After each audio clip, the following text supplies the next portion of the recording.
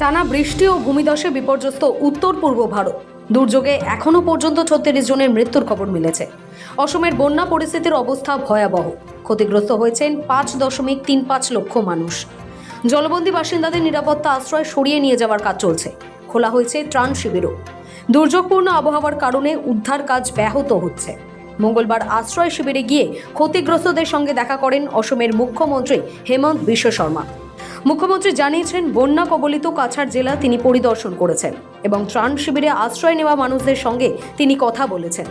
হেমন্ত বিশ্ব শর্মা আশ্বাস দিয়েছেন বন্যা কবলিত মানুষের সঙ্গে থাকার।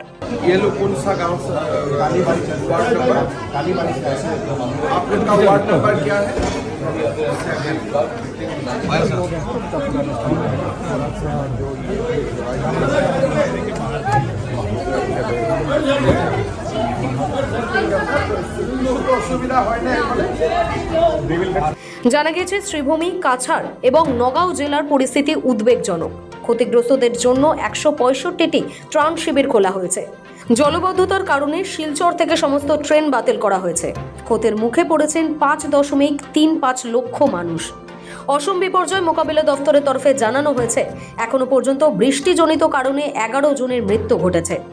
ব্রহ্মপুত্র, বরাক, সুবনশিরি সহ 15টি নদী বিপদসীমার উপর দিয়ে প্রবাহিত হচ্ছে।